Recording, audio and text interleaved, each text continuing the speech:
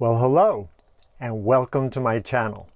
My name's Dr. Jon, aka Dr. VanLife, and today we're going to take a deep dive into the Galley of the 2025 Coachman Beyond. I'm going to tell you about the highs and the lows, and at the end of the video I'm going to give you my own personal thumbs up, thumbs down, or meh for the Galley of the Coachman Beyond. And remember, nobody sponsors my videos, so you get the honest truth. I'm going to take the drawers out and we're going to peek inside the Galley and see some of the really important shit that's deep inside, underneath the sink and the Galley. So I wanted to go to a really nice natural spot to film this video.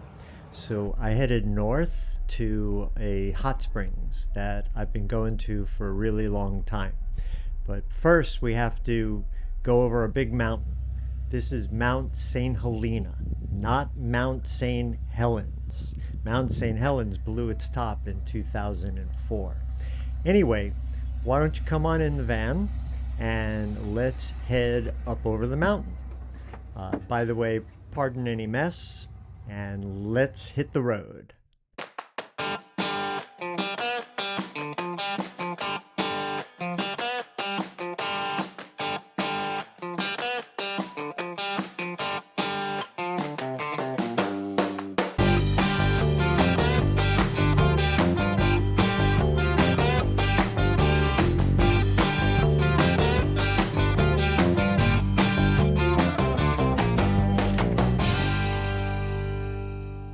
So now we're going to go up the mountain. This is not a drive I look forward to. It's basically straight up and then straight down with a whole lot of curves. But sometimes to get to a special spot, whoa, hold on. Sometimes to get to a special spot, it requires a challenging journey. You all know that. The Ford Transit has a 10-speed transmission, but for a road like this, I switch it into manual, so I have my pick of the gears. Now we're cresting the top, and the rest of the ride is straight down in my 8,000-pound Ford Transit. Using the manual transmission helps going downhill too. No problem.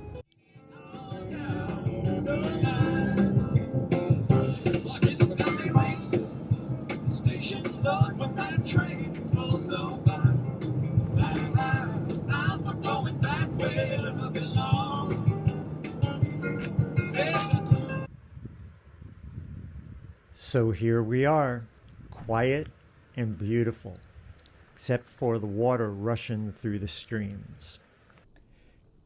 This is an image that I associate with van life, living life just a little bit on the edge. The Coachman Beyond Galley comes ready equipped with a spice rack, spices not included, with a paper towel holder, paper towel not included, and with its own included garbage can. Okay, the sink has a cover to it, and what you see is a really nice, really spacious stainless steel sink, and it's got great water pressure. You've got a telescopic nozzle,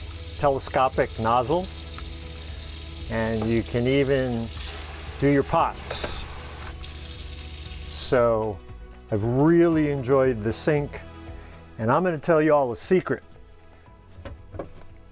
When you're washing your dishes in this nice big sink, and you've got the shade up, there's no backsplash. And this is not easy to clean. And you get water droplets and little spots of God knows what. And after 6 months or a year, it'd be a mess. And you'd almost have to replace the shade. So When I saw that, I was planning to install a backsplash, just add something back on here.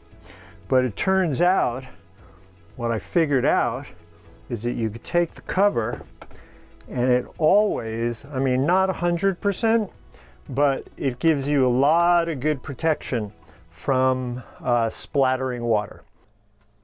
I also want to mention that the cabinet top is really, really nice. It really feels like a marble countertop, even though it's quartz.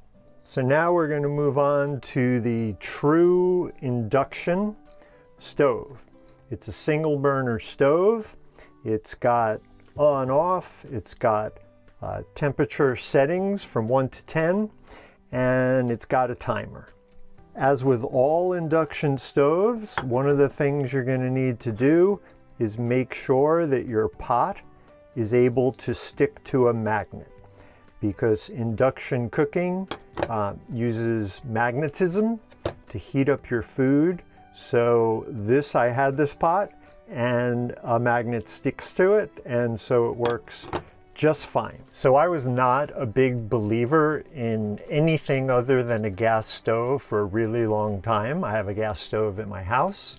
My previous fan had a double gas burner stove, but this induction stove works really well. It heats up and it cools down faster than gas.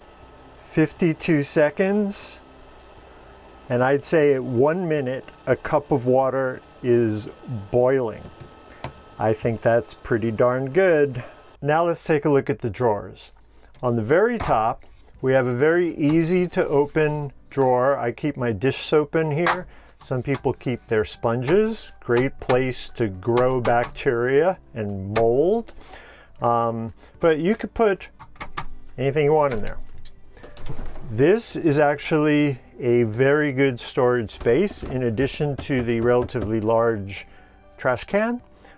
It's amazing how many little utility items can be fit into this drawer. Okay, next we got 2 medium drawers and 1 large drawer. So this is nice for silverware. Definitely want to put a silverware holder in there so they don't rattle around. Other assorted miscellaneous items, and more assorted miscellaneous items. These drawers open and close perfectly. They lock just the right amount, and you don't have to yank them to open, which is less wear and tear on the hardware. And actually, the hardware is really nice. It's brushed nickel. It's got round edges, so you don't hit yourself on a point. We like that. And then it's got a nice cabinet in here for your pantry. So that works really good. And again, closes very securely. Next, I'm going to mention the MaxxAir fan. This MaxxAir fan is incredibly well engineered.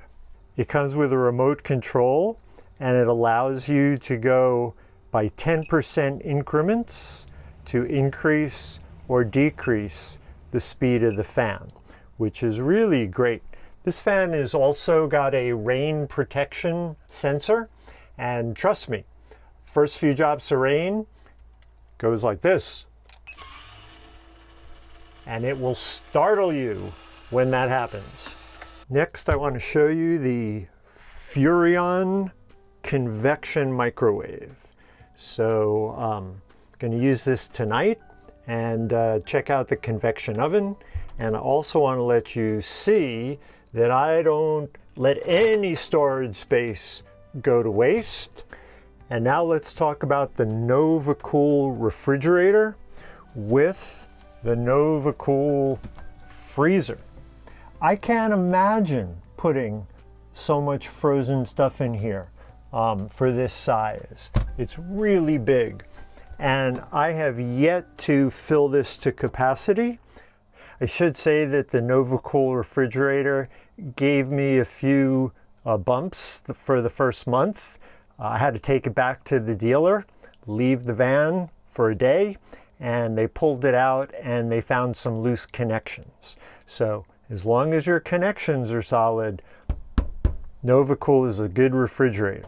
And I'm a big believer in knowing exactly what the temperature is in your refrigerator for food safety. 41 degrees, okay? 38 to 42 is perfect. So next, I'm gonna take the drawers out and we're gonna peek inside the galley and see some of the really important shit that's deep inside, underneath the sink and the galley. We gotta use a flashlight, but this is underneath the sink. And if you can see here, here's the hot water and the cold water that goes up, connectors that goes up to the sink. There's your sink drain. And then down here, we've got the Truma heater and hot water system. So when you turn on the Truma, when you turn on the heat, you'll hear the Truma start up down under here. Everything's nice and clean and accessible. That's great. Let's move over. Down here are the valves that are currently open that go into the hot water heater. So when you're winterizing, you close those valves because you don't want those two valves open and you don't want your antifreeze going in the Truma. Everyone should know how to take the drawers out.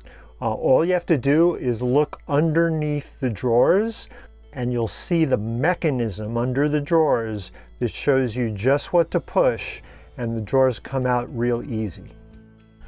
Okay, so now we're underneath the drawer and you can see the locking mechanism. I like this. It was very easy to use. One reason I wanted to take the drawers off is because there's been a terrible squeaking under here as I'm rolling down the road. And I wanted, is it the Truma? No. Is it the drawer guides? No. There's the squeak. I don't know if you can hear it. There's my squeak. So I've got to just put, yeah, now you can hear it. I've got to put something around this to cushion it and stop the squeaking. It's really bothersome. So the Coachman Galley, in Dr. VanLife's opinion, gets a big thumbs up. I've been using it for over 3 months now, and once we got over all of the electrical problems and got the refrigerator working, the layout and the components and the materials are top-notch. In the next few weeks, I'm going to be doing a deep dive into other components of the 2025 Coachman Beyond, including the bathroom and the HVAC system and the bedroom. So please subscribe to the channel, and until later, see you further on down the road.